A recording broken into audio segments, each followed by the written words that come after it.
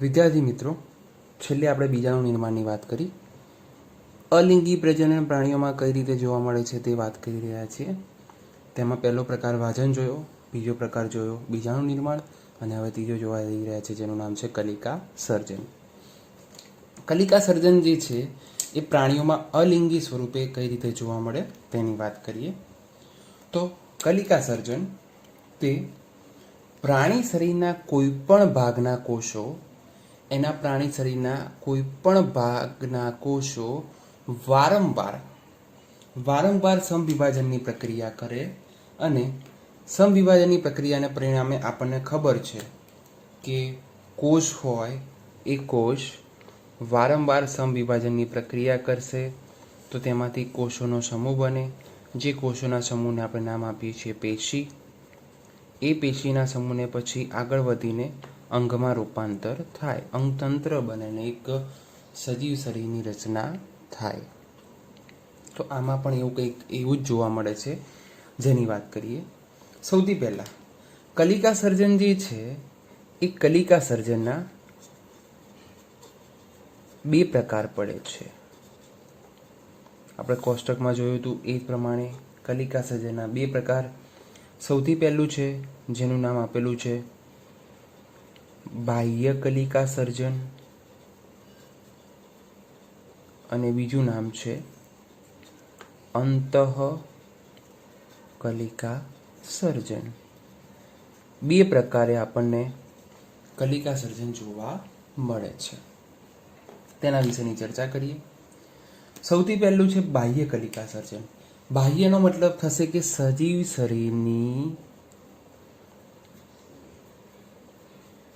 બહારની સપાટીએ ક્યાંક જોવા મળશે. જોઈએ તો તેના ઉદાહરણમાં છે હાઇડ્રા. મેં આગળ તમને થોડીક ટૂંકમાં માહિતી આપી હતી. હાઇડ્રા, જેમાં બાહ્ય કલિકા સર્જન જોવા મળે છે.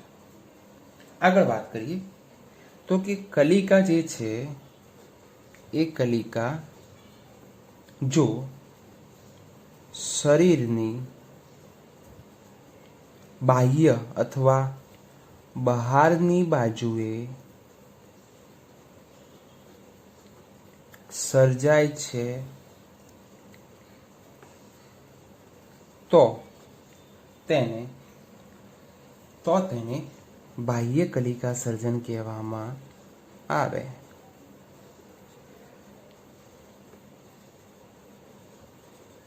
વાત મેં તમને કરી હતી કે હાઇડ્રા હોય,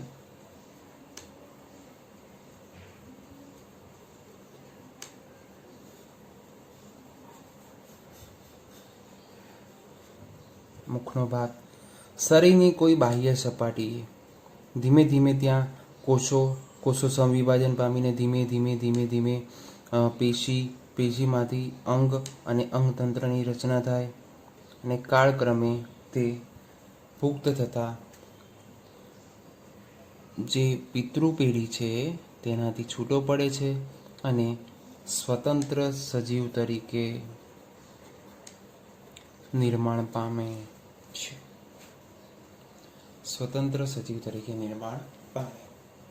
આ વાત કરી બાહ્ય કલિકા સર્જનની. અંત કલિકા સર્જનની વાત કરીએ, જેને જેમ્યુલ્સ પણ કહેવામાં આવે છે.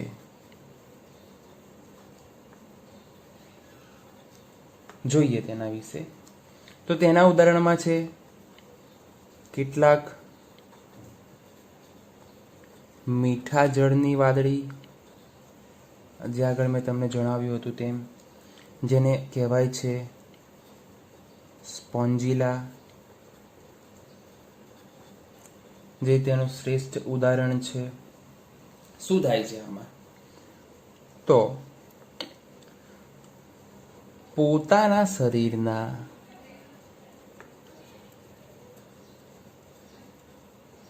અંદરના ભાગમાં કેટલાક વિશિષ્ટ કોષ સમૂહની રચના થાય,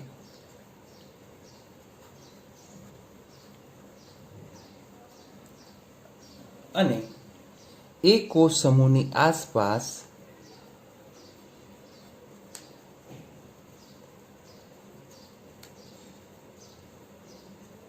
આવરણ રચાય છે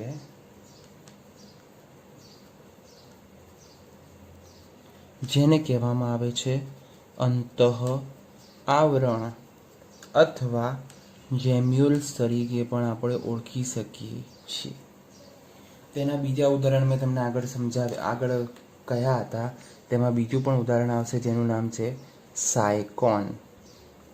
મીઠા જળની વાદળી કહીએ તો તેને સ્પોન્જીલા કહેવામાં આવે અને દરિયાઈ વાદળી કહીએ તો તેને કહેવામાં આવે છે સાયકોન. આ વાત થઈ કલિકા સર્જનની. ફરીથી એકવાર રિવાઇઝ કરી લઈએ કે પ્રાણી શરીરના કોઈ પણ ભાગના કોષો વારંવાર સમવિભાજન પામી ઉપસેલા કોષ સમૂહ સર્જે. એ કોષ સમૂહ બે પ્રકારે જોવા મળે. કાં તો શરીરની બહારની સપાટીએ જોવા મળે, કાં તો શરીરની અંદરના ભાગમાં જોવા મળે છે. બહારની સપાટીએ જોવા મળે તો તેને બાહ્ય કલિકા સર્જન કહેવામાં આવે અને અંતરની સપાટીએ જોવા મળે તો એને અંતઃકલિકા સર્જન કહેવામાં આવે છે.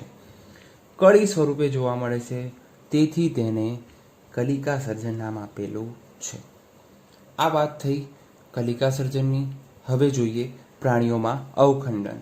જે પ્રાણીઓમાં અલિંગી પ્રજનનની પદ્ધતિઓ છે તેનો છેલ્લો પેટા પ્રકાર. વિદ્યાર્થી મિત્રો, છેલ્લે કલિકા સર્જનની વાત કરી. હવે એમાં જ ચોથો પેટા પ્રકાર છે પ્રાણીઓમાં અલિંગી પ્રજનનનો, જેનું નામ છે અવખંડન. નામ પ્રમાણે જ કામ છે. ખંડન એટલે કે વિભાજિત થવું. ચર્ચા કરી એની.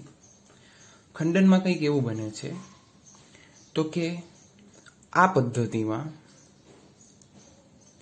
સજીવ શરીર જે છે એ સજીવ શરીર અવખંડિત,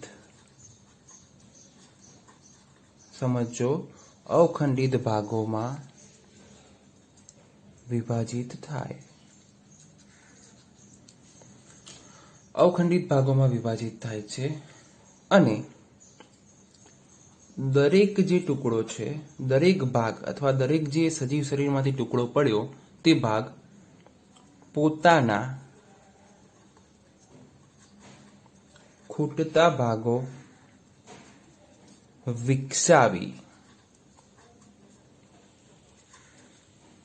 પૂર્ણ પ્રાણીમાં ફેરવાય છે.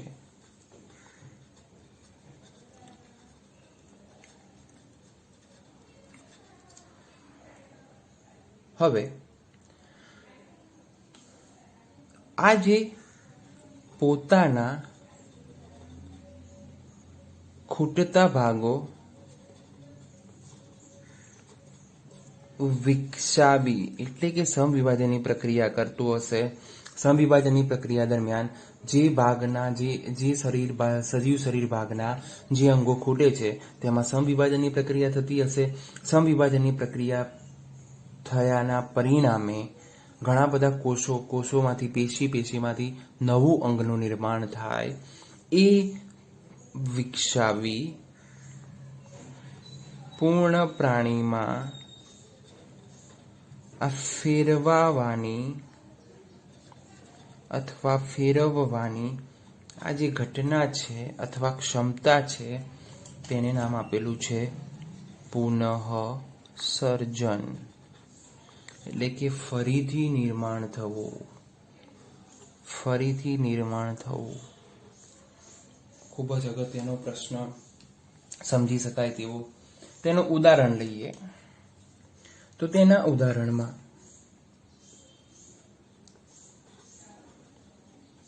સૌપ્રથમ આપણને પ્લેનેરિયા યાદ આવે, ત્યારબાદ હાઇડ્રા અને છેલ્લે સ્ટારફિશ, તારા માછલી. પ્લેનેરિયાનું ઉદાહરણ લઈને આપણે સમજીશું શું થાય છે. તો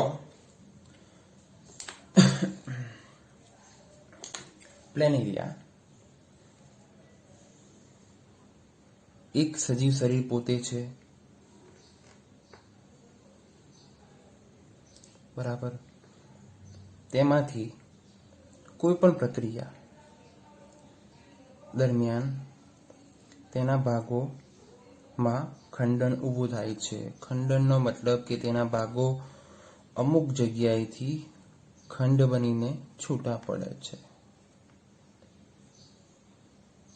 હવે તે ભાગો અલગ અલગ ભાગ કાળક્રમે અલિંગી પ્રજનન દ્વારા સમવિભાજનની પ્રક્રિયા થાય. દરેક ખંડમાં સમવિભાજનની પ્રક્રિયા થાય. એ સમવિભાજનની પ્રક્રિયા દરમિયાન તે દરેકે દરેક ટુકડો નવો સજીવ બનવાની ક્ષમતા ધરાવે છે. એવું જરૂરી નથી કે એ ટુકડો જે છે એ ના બને. આ સમવિભાજનની પ્રક્રિયાથી પ્રથમ ટુકડો એ પોતે નવો બાળ સજીવ અસ્તિત્વમાં આવ્યો. આ ટુકડો તે ફરીથી બાળ સજીવ અસ્તિત્વમાં આવ્યો. છેલ્લે પૂંછનો ટુકડો ફરીથી બાળ સજીવ અસ્તિત્વમાં આવ્યો. એટલે એવું કહી શકાય કે કોઈ પણ સજીવ શરીરના ભાગમાંથી ટુકડો છૂટો પડે, એ છૂટો ટુકડો નવો બાળ સજીવ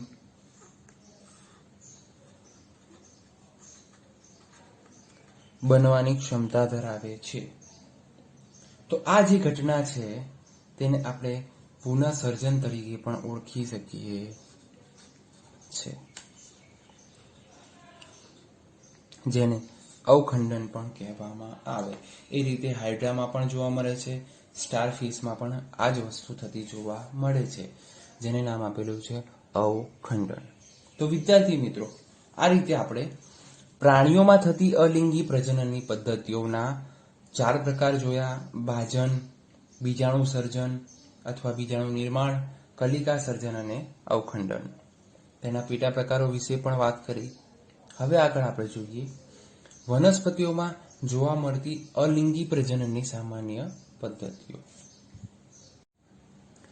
વિદ્યાર્થી મિત્રો, આપણે છેલ્લે પ્રાણીઓમાં થતી અલિંગી પ્રજનનની સામાન્ય પદ્ધતિઓના 4 પ્રકાર જોયા, તેના પેટા પ્રકાર વિશેની વાત કરી. હવે આપણે જોઈશું વનસ્પતિઓમાં જે રીતે પ્રાણીઓમાં અલિંગી પ્રજનન પદ્ધતિ થાય છે તે રીતે વનસ્પતિઓમાં અલિંગી પ્રજનનની સામાન્ય પદ્ધતિઓની આપણે વાત કરીશું. તેને ચાર્ટ જોઈશું, ચાર્ટ પ્રમાણે વાત કરીશું, પછી ત્યારબાદ દરેક વિષયની ડિટેલમાં વાત કરીએ. તો સૌથી પહેલા અલિંગી પ્રજનન પદ્ધતિ છે વનસ્પતિની અંદર. તે અલિંગી પ્રજનન પદ્ધતિના 4 પ્રકાર પડે છે. જે રીતે પ્રાણીમાં પડ્યા 4 પ્રકાર, તે રીતે વનસ્પતિમાં પણ જોવા મળે છે. તેમાં સૌથી પહેલો પ્રકાર છે ભાજન, બીજો પ્રકાર છે બીજાણુ સર્જન, તમને હવે ખ્યાલ જ હશે. ત્રીજો પ્રકાર છે કલિકા સર્જન અને ચોથો પ્રકાર છે કયો હશે? અવખંડન. જોઈ લઈએ તેના પેટા પ્રકારો. આગળ ભાજન જે છે તે પ્રાણીઓમાં અલગ અલગ પ્રકાર પડતા હતા, પરંતુ વનસ્પતિમાં તેના એક પણ પ્રકાર પડતા નથી. માત્ર તેના ઉદાહરણમાં આવે છે મોનેરા, જે આપણે 11માં ભણી ગયા છે. તે એક પ્રકારના બેક્ટેરિયા છે. તે ત્યારબાદ તેનું બીજું ઉદાહરણ છે લીલમાં પણ આ રીતે જોવા મળે, અને છેલ્લે ફૂગમાં પણ આ રીતે જોવા મળે છે. ભાજન પ્રકારે થતું અલિંગી પ્રજનન જોવા મળે છે. આગળ ચર્ચા કરીએ બીજાણુ સર્જનની. બીજાણુ સર્જન જે છે તે ઘણા બધા અંશે ખૂબ જ વ્યાખ્યાયિત જોવા મળે છે વનસ્પતિની અંદર. તો બીજાણુ સર્જન છે તેના 3 પ્રકાર: ચલિત બીજાણુ, બીજું છે અચલિત બીજાણુ અને છેલ્લે આવે જેનું નામ છે સત્ય બીજાણુ.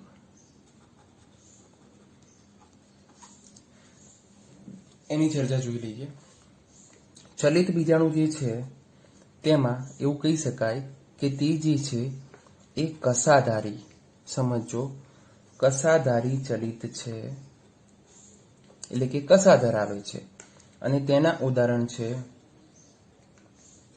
યુલોથ્રિક્સ, ક્લેમિડોમોનાસ,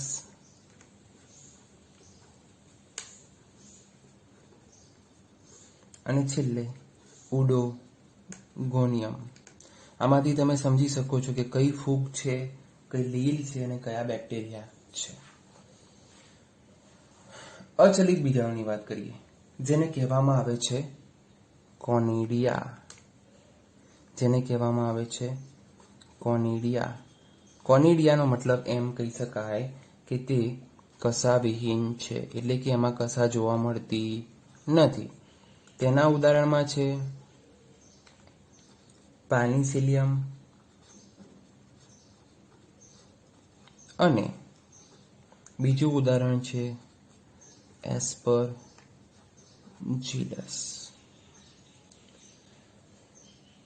સત્ય બીજાણુની વાત કરીએ તો સત્ય બીજાણુના પાછા બે પ્રકાર છે. તેમાં જેને કહી શકાય છે સમબીજાણુક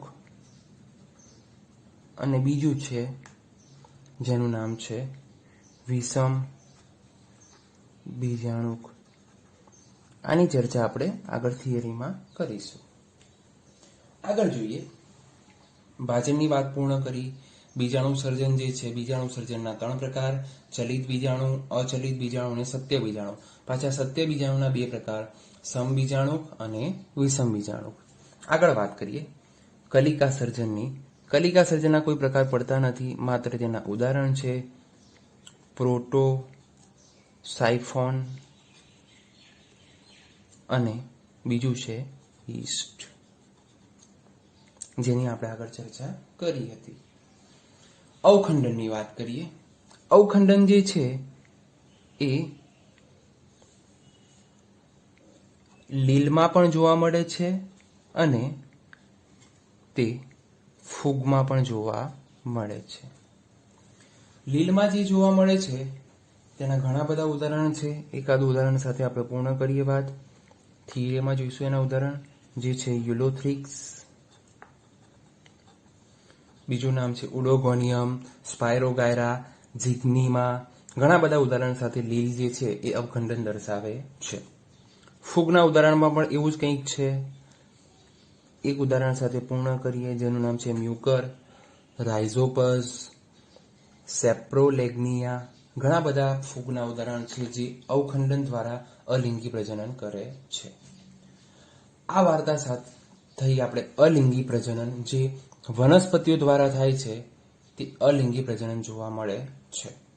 ભાજન, બીજાણુ સર્જન, કલિકા સર્જન અને અવખંડન, જેમ પ્રાણીઓમાં થયું તે પ્રમાણે ભાજન જે છે તેમાં માત્ર ને માત્ર મોનેરા, લીગલ અને ફૂગ બધામાં જોવા મળે. બીજાણુ સર્જન છે તેમાં ચલિત, અચલિત અને સત્ય બીજાણુ. સત્ય બીજાણુના 2 પ્રકાર: સમબીજાણુક અને વિષમ બીજાણુક. કલિકા સર્જનના એક કોઈ પ્રકાર નથી, માત્ર ને માત્ર તે કલિકા સર્જન દર્શાવે છે. યીસ્ટમાં આપણે જોયું હતું તે. અને અવખંડન જે છે, અવખંડનના 2 પ્રકાર: લીલ અને ફૂગ, અથવા લીલ અને ફૂગમાં અવખંડન થતું જોવા મળે છે. આ જે સંપૂર્ણ જે માહિતી થઈ તેની આપણે થિયરી સ્વરૂપે વાત કરીએ હવે આગળ. વિદ્યાર્થી મિત્રો, છેલ્લે આપણે વનસ્પતિઓમાં અલિંગી પ્રજનનની શરૂઆત કરવા જઈ રહ્યા છીએ. તેમાં છેલ્લે આપણે જોયું તે પ્રમાણે વનસ્પતિઓમાં અલિંગી પ્રજનન પદ્ધતિનો ચાર્ટ. તેમાં સૌથી પ્રથમ નામ છે જેનું નામ છે ભાજન. તો ભાજનની ચર્ચા આપણે કરીશું કે કઈ રીતે થાય છે.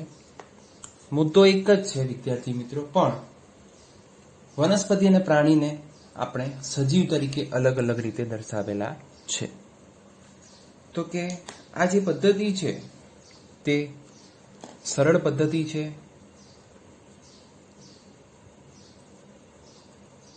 સરળ પદ્ધતિ કહી શકાય. બીજું, ક્યાં જોવા મળે છે? તો કે સામાન્ય રીતે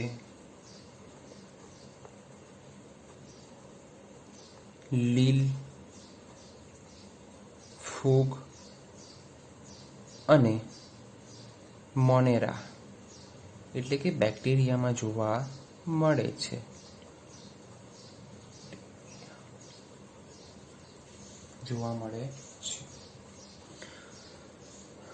શું થાય છે આમાં એની વાત કરીએ તો તેમાં એક કોષી માતૃકોષ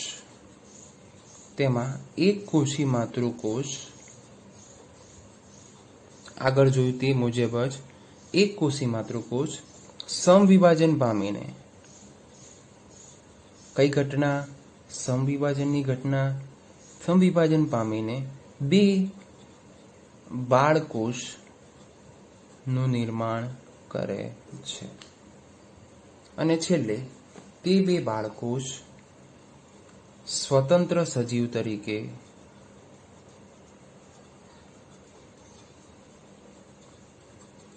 વર્તે છે નિર્માણ પામ્યા બાદ. ઓકે, શું થાય એમાં એ જોઈએ તો કે એક બેક્ટેરિયા લઈએ છીએ. બેક્ટેરિયાની અંદર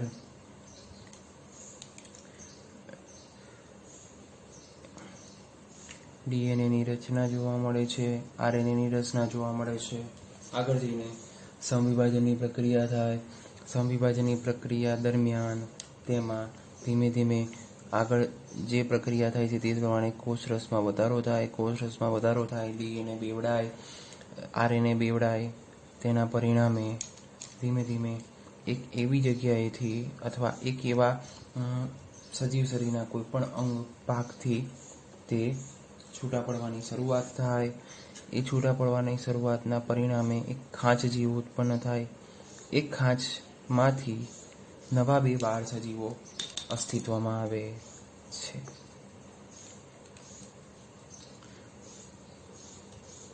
આ રીતે આખી ઘટના બેક્ટેરિયામાં, લીલમાં અને ફૂગમાં આપણે જોઈ શકીએ છીએ. છેલ્લે નવા બે બાળ સજીવો અસ્તિત્વમાં આવે છે. તે પણ આપણે કહેતા આવ્યા છે કે અલિંગી પ્રજનન તે પિતૃજીવી આબેહૂબ આકૃતિ જોવા મળે છે, જેને નામ આપેલું છે આપણે ક્લોન. બે નવા બાળકોષો ઉત્પન્ન થાય છે.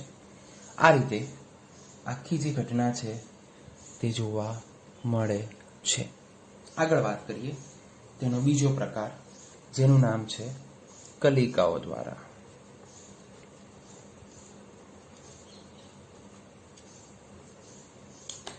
કલિકાઓની વાત કરીએ તો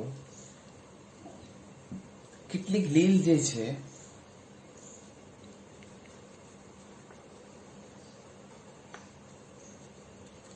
તેની અસ્થાનિક શાખાઓ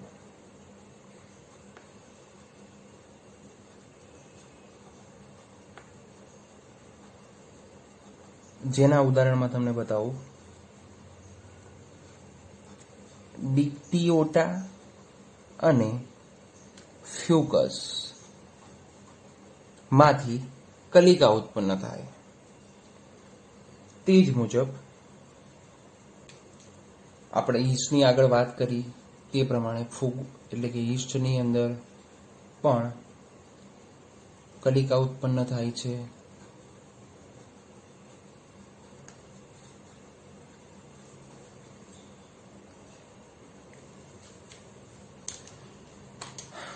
હવે સર આવું થવાનું કારણ શું? તો કે આ બધી જે ઘટના બને છે, આ રચનાઓ બનવાનું કારણ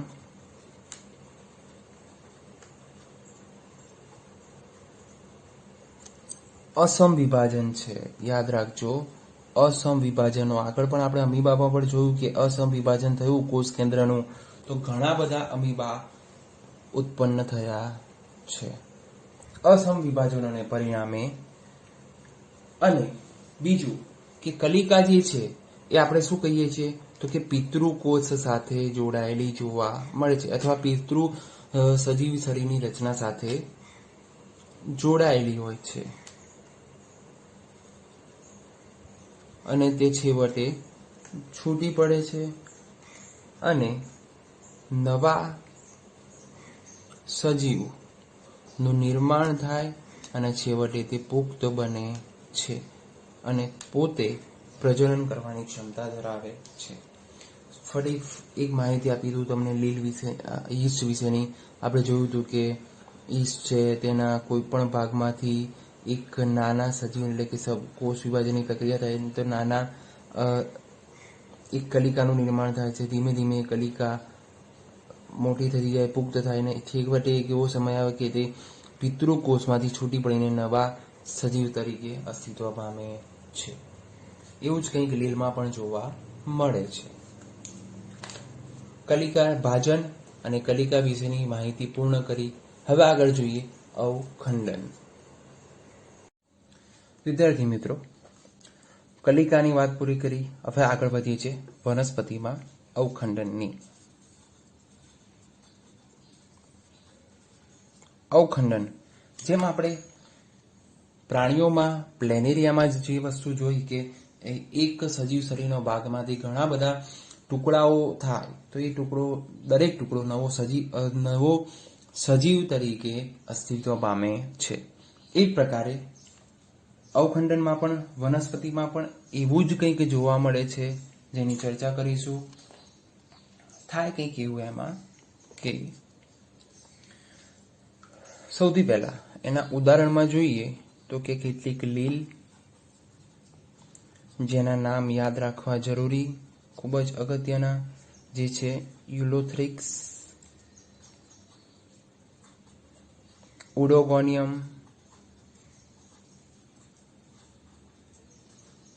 સ્પાયરોગાયરા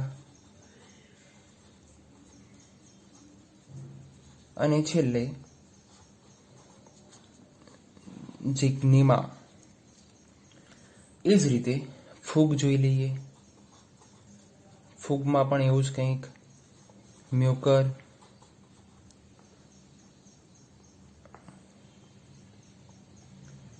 રાઇઝોપસ. આગળ વર્ગીકરણમાં એક ઉદાહરણ લખાયું હતું તેના પરિણામે બધા જ ઉદાહરણ અહીંયા લખાવું છું. સેપ્રો લેગ્નિયામાં શું થાય તો આ ઉદાહરણ છે. તેની અંદર જોઈએ તો કે વાનસ્પતિક જે સુકાય છે, લીલને એક સુકાય તરીકે પણ આપણે ઓળખી શકીએ છીએ. તો કે વાનસ્પતિક જે સુકાય છે અથવા તેના કવક સૂત્રો છે, કવક સૂત્રો ફૂગમાં જોવા મળે અને સુકાય જે છે તે લીલની અંદર જોવા મળે છે. લીલમાં અને ફૂગમાં તો શું થાય તો કે કોઈ પણ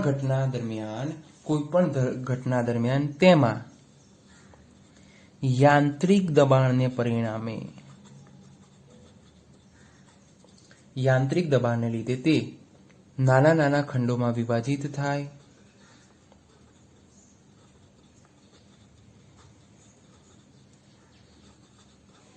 અને પરિણામે દરેક ભાગ જે છે એ દરેક ભાગ વૃદ્ધિ પામી પોતે નવી કવક જાળ સર્જવાની ક્ષમતા ધરાવે છે. તો આ જે ઘટના થાય છે તેને કહેવામાં આવે છે અવખંડન. આકૃતિ સ્વરૂપે દર્શાવું તમને. સૌથી પહેલા લીલની વાત કરીએ તો લીલ જે છે એ લીલની અંદર કોઈ પણ લઈ લો, સ્પાયરોગાયરા લઈ લો, ઝિગ્નિયા લઈ લો, કોઈ પણ લઈ લો, તો લીલની અંદર કંઈક આ પ્રકારે એક આપણે ઉદાહરણ લઈએ છીએ. તો તેમાં જે લીલ છે તો તેના કોઈ પણ ભાગમાંથી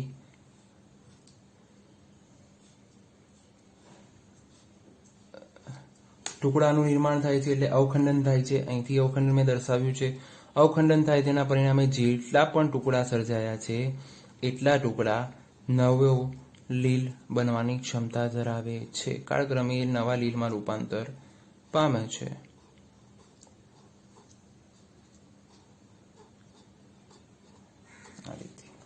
એ રીતે ફૂગની વાત કરીએ તો ફૂગમાં કંઈક એવું છે કે ફૂગમાં જે કવક તંતુ જોવા મળે, લાઈક ધેટ કવક જાળ સ્વરૂપે જોવા મળે છે, કવક સૂત્ર સ્વરૂપે જોવા મળે છે. તો તેમાંથી કોઈ પણ એક કવક સૂત્ર અથવા કવક તંતુ છૂટો પડે છે. એ કવક તંતુ પોતે એક ફરીથી કવક જાળ સર્જવાની ક્ષમતા ધરાવે છે.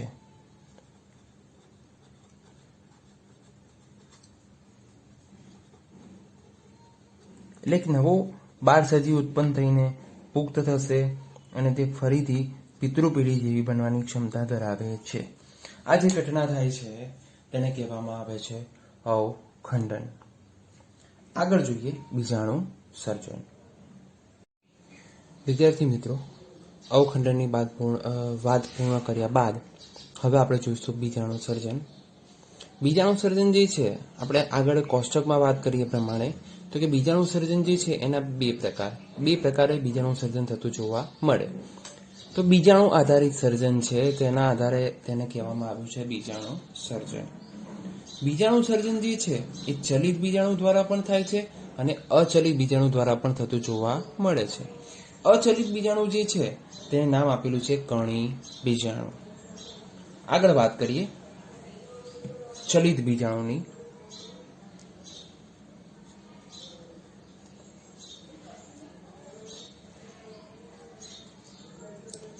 વિદ્યાર્થી મિત્રો, ચલિત બીજાણુ જે છે, જેને ચલ બીજાણુ પણ આપણે કહી શકીએ છીએ. ચલ બીજાણુ શું થાય એમાં? તો કે કસાધારી ચલિત બીજાણુને ચલ બીજાણુ કહેવામાં આવે.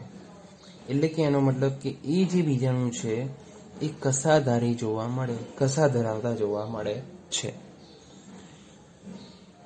ક્યાં ઉત્પન્ન થાય છે? એના ઉદાહરણ કોણ છે? તો કે લીલ અને ફૂગમાં ઉત્પન્ન થાય છે. બરાબર છે. અને શું થાય આમાં? તો કસાધારી છે, ધેટ મીન્સ કે એ ચલિત હોઈ શકે. તો કે ચલિત કેવા માધ્યમમાં જોવા મળે? તો તે કેટલીક વાર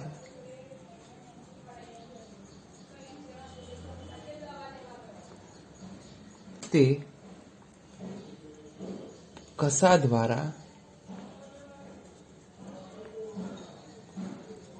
પાણીમાં તરતા જોવા મળે. બરાબર. પાણીમાં તરતા હોય અને તે ડાયરેક્ટ વિકાસ પામીને સ્વતંત્ર સજીવ તરીકે વિકાસ પામે અથવા સ્વતંત્ર સજીવ બને છે. કેવા જોવા મળે તેની થોડીક ચર્ચા કરીએ. તો આગળ પણ મેં તમને બતાવ્યું હતું, ફરીથી તમને એકવાર બતાવ્યું છું. ક્લેમિડોમોનાસ જે છે એ ક્લેમિડોમોનાસના ચલ બીજાણુ કંઈક આ પ્રકારે જોવા મળે છે. કસા દ્વારા. બરાબર. બીજાણુધાની હોય મોટી, એ બીજાણુધાનીમાંથી ઘણા બધા આ રીતે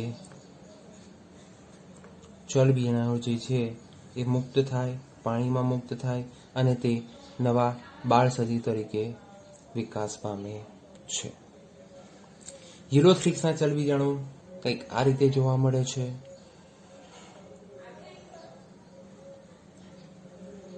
સ્વરૂપ પ્રકાર સરખું જ છે.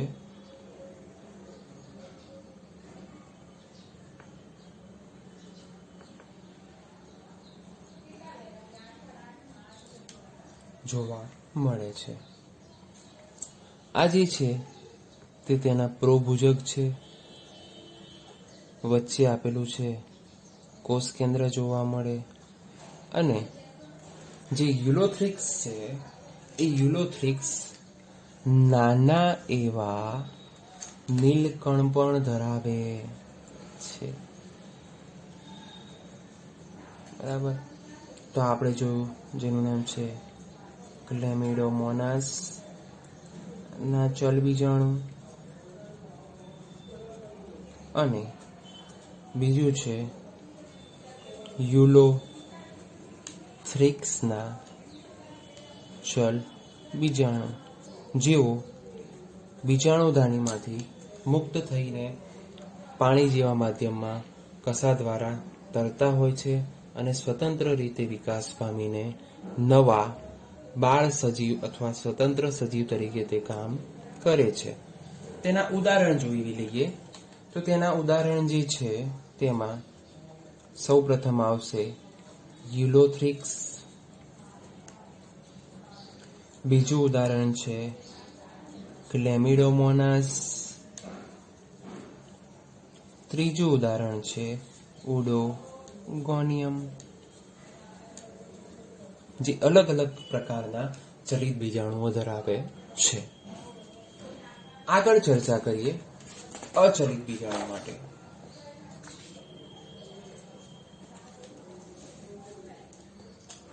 અચલિત બીજાણુ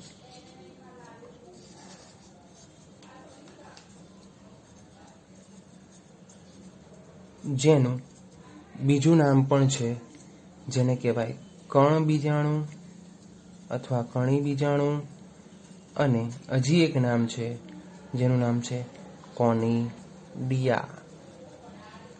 ચર્ચા કરીએ થોડી ટૂંકમાં. વિવિધ પ્રકારના જોવા મળે. એક વસ્તુ યાદ રાખવાની કે અચલિત છે તેના કારણે તેમાં કશા નહીં હોય, ધેટ મીન્સ કે તે કશા વિહીન, અને કશા વિહીન હોય એના કારણે એને અચલિત બીજાણુ પણ કહેવામાં આવે છે. બરાબર.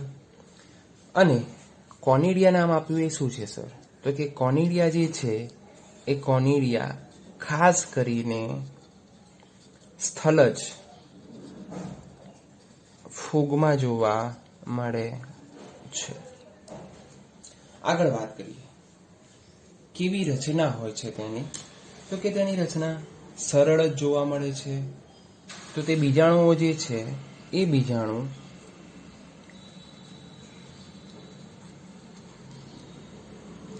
હલકા,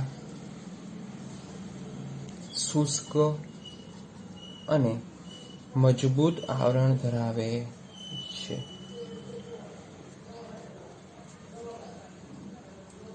હવે પેલી વાત કરીએ આપણે કશાધારી. તો એમાં કઈ રીતે લોકો વહન કરતા હતા? તો કે પાણીના માધ્યમ દ્વારા તે લોકો શું કરતા હતા? કશા દ્વારા વહન કરતા હતા અને નવો સ્વતંત્ર સજીવ વિકસાવતા હતા. હવે હલકા છે, શુષ્ક છે અને મજબૂત આવરણ ધરાવે છે. તો તેનો મતલબ એમ કહી શકાય કે તેઓ પવનના માધ્યમ દ્વારા વિકિરણ માટે, એટલે કે મુક્ત થવા માટે સ્વતંત્ર રીતે ખૂબ જ અનુકૂલિત થયેલા હોય છે. પવન દ્વારા કોઈ પણ સજીવ ક્યારે અનુકૂલન પામતું હોય? જ્યારે તે વજનમાં હલકું જોવા મળે ત્યારે જ તે પવન દ્વારા વિકિરણ પામી શકે. ઓકે. આગળ તેના ઉદાહરણની વાત કરીએ. તો તેના ઉદાહરણમાં પેનિસિલિયમ અને એસ્પરજીલસ જે તેના ઉદાહરણ છે. આ રીતે અચલિત બીજાણુ કાર્ય કરતા જોવા મળે છે. થિયરી દ્વારા તમને સમજાવી દઉં થોડું. એસ્પરજીલસ જે છે, આકૃતિ દ્વારા એસ્પરજીલસ જે છે એ એસ્પરજીલસ કંઈક આ માધ્યમમાં જોવા મળે.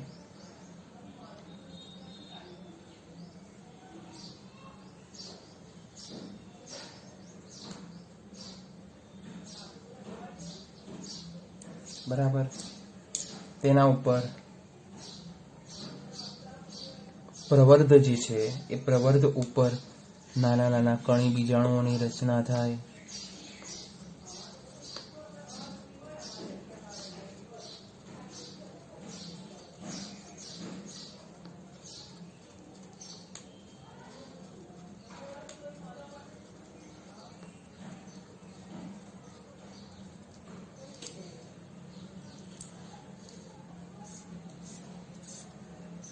એ જ રીતે પેનિસિલિયમની અંદર આપણે આગળ આકૃતિ દોરીને સમજાવ્યું હતું તમને.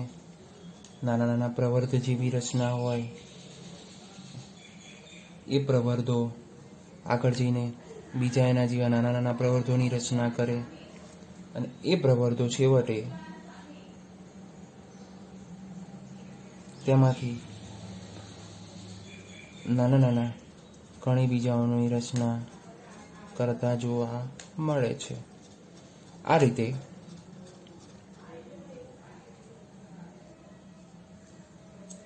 એસ્પરજીલસમાં જોવા મળે. જે કણી બીજાણુ જેને કહી શકાય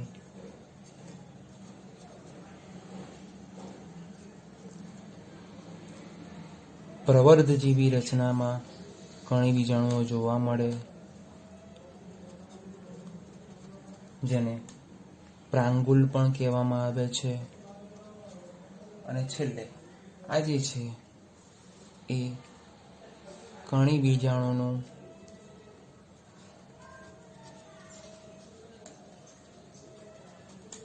ધાની ઘર કહેવામાં આવે, જેનામાંથી કણોની રચના થાય, કણી બીજાણુની રચના થાય. આગળ પણ મેં સમજાવ્યું તો ફરીથી એકવાર સમજાવી દઉં છું કે જે એસ્પરજીલસ છે એ એસ્પરજીલસ અને પેનિસિલિયમ તેની અંદર ધીમે ધીમે એક એક કણો ઉત્પન્ન થતા જાય અને આગળનો જે કણ છે તે તેમાંથી છૂટો પડતો જાય. ધીમે ધીમે પવન દ્વારા તે છૂટા પડે છે અને તે સ્વતંત્ર રીતે કશા વિહીન હોવાના કારણે ફરીથી તે ટોટલી એસ્પરજીલસની રચના એટલે કે સ્વતંત્ર સજીવ તરીકે વર્તે છે. આ રીતે અચલિત અને ચલિત બીજાણુની રચના સમજીએ આપણે. છેલ્લે એક રહ્યું, તેનું નામ છે સત્ય બીજાણુ. વિદ્યાર્થી મિત્રો, છેલ્લે સત્ય બીજાણુની વાત કરીએ તો સત્ય બીજાણુ જે છે તેના બે પ્રકાર જોવા મળે, સમબીજાણુક અને વિષમ બીજાણુક. તો ચર્ચા કરીએ આપણે એની. તો કે સત્ય બીજાણુની થોડીક વાત કરીએ તો કે સત્ય બીજાણુ જે છે એ સત્ય બીજાણુ હંમેશા બીજાણુજનક દ્વારા ઉત્પન્ન થાય છે. આપણે આગળ ભણ્યા હોઈશું બે પ્રકારની અવસ્થા વનસ્પતિમાં જોવા મળે, બીજાણુજનક અવસ્થા અને જન્યુજનક અવસ્થા જોવા મળે છે. તો સત્ય બીજાણુ હંમેશા માટે બીજાણુજનક અવસ્થા જે હોય તેના દ્વારા જ ઉત્પન્ન થતા જોવા મળે. આગળ આથી એમ કહી શકાય કે બીજાણુ દ્વારા, સમજો, બીજાણુ દ્વારા જે અલિંગી પ્રજનનથી જે બીજાણુજનકનો જથ્થો ઉત્પન્ન થાય છે અથવા બીજાણુ ઉત્પન્ન થાય તે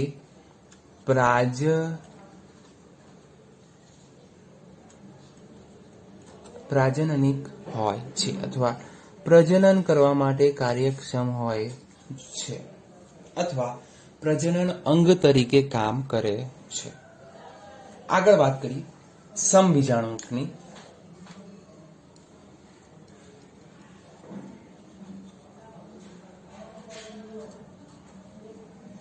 સમબીજાણુક જે છે તે કોનામાં તો કે ફર્નસ અથવા હંસરાજમાં જોવા મળે છે. તેનું ઉદાહરણ છે હંસરાજ જે છે એ હંસરાજ બીજાણુ ધારણ કરે છે અને તેમના દ્વારા હંમેશા અલિંગી પ્રજનન થતું જોવા મળે છે. સમબીજાણુસર્ગ કેમ નામ આપ્યું એની વાત કરીએ તો આ જે વનસ્પતિ છે તે હંમેશા એક જ પ્રકારના બીજાણુ ધારણ કરે છે, તેથી તેને સમબીજાણુક નામ આપ્યું. ક્લિયર? આગળ છેલ્લો મુદ્દો જેનું નામ છે વિષમ બીજાણુક.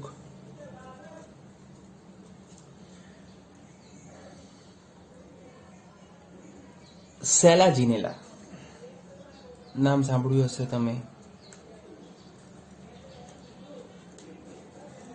તો સેલાજીનેલા એક ત્રિઅંગી વનસ્પતિ છે.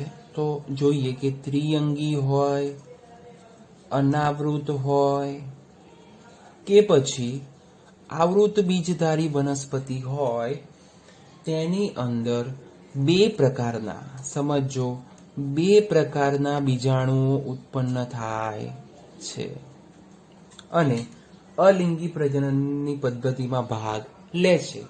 આપણે આગળ જોયું, એક જ પ્રકારના બીજાણુ ધારણ કરતા હોય તો તેને સમબીજાણુક નામ આપ્યું, પરંતુ વિષમ બીજાણુક કેમ નામ આપ્યું છે તો કે તેની અંદર બે પ્રકારના બીજાણુઓ ઉત્પન્ન થાય છે, તેથી તેને વિષમ બીજાણુક નામ આપેલું છે.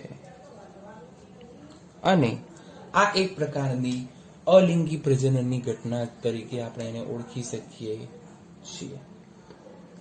બીજી એક વસ્તુ પણ કહી શકાય કે સર આમાં તમે નામ આપ્યા કે ત્રિઅંગી વનસ્પતિમાં અનાવૃત અને આવૃત બીજધારી, આ બધામાં જ ક્યાંક ને ક્યાંક અલિંગી પ્રજનન જોવા મળે છે. તો અનાવૃત બીજધારી અને આવૃત બીજધારી, તેમાં અમુક વનસ્પતિમાં વાનસ્પતિક પ્રજનન પણ ભાગ લે છે, જેની આપણે આગળ ચર્ચા કરીશું.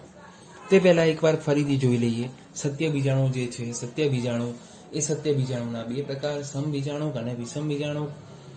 સત્ય બીજાણુ કોને કીધું તો કે બીજાણુજનક દ્વારા ઉત્પન્ન થતો જે બીજાણુ છે તેને સત્ય બીજાણુ કહેવામાં આવે છે અને તે આપણે સ્પષ્ટપણે જોઈ પણ શકીએ છીએ. સત્ય બીજાણુ જે છે તે ઉત્પન્ન કરતો બીજાણુ જે છે તે પ્રાજનિક અંગ તરીકે પણ ઓળખવામાં આવે છે, જેના દ્વારા બીજી વનસ્પતિ ઉત્પન્ન થઈ શકે છે. સત્ય બીજાણુ જે છે તેના બે પ્રકાર જોવા મળે, સમબીજાણુક અને વિષમ બીજાણુક. સમબીજાણુક એ ખાસ કરીને હંસરાજમાં જોવા મળે છે. હંસરાજમાં શું થાય તો કે તેની અંદર એક જ પ્રકારના બીજાણુ ધારણ થાય છે, તેને સમબીજાણુક કીધેલા છે. વિષમ બીજાણુમાં ત્રિઅંગી પણ જોવા મળે, અનાવૃત બીજધારીમાં પણ જોવા મળે અને આવૃત બીજધારીમાં પણ જોવા મળે છે. તેમાં ખાસ કરીને બે પ્રકારના બીજાણુઓ જોવા મળે છે, તેથી તેને વિષમ બીજાણુક નામ આપેલું છે. વિદ્યાર્થી મિત્રો, આપણે અલિંગી પ્રજનન પદ્ધતિ પૂર્ણ કરી, જેમાં અલગ અલગ રીતે ફૂગ અને લીલમાં અલિંગી પ્રજનન પદ્ધતિ જોઈ, પ્રાણીઓમાં વિવિધ પ્રકારની અલિંગી પ્રજનન જોઈ અને વનસ્પતિમાં અલિંગી પ્રજનનની પદ્ધતિ જોઈ. હવે આપણે આગળના લેક્ચરમાં વાનસ્પતિક પ્રજનનની કૃત્રિમ પદ્ધતિઓ અને કુદરતી પદ્ધતિઓ વિશેની વાત કરીશું. ત્યારબાદ લિંગી પ્રજનન વિશે પણ વાત કરીશું.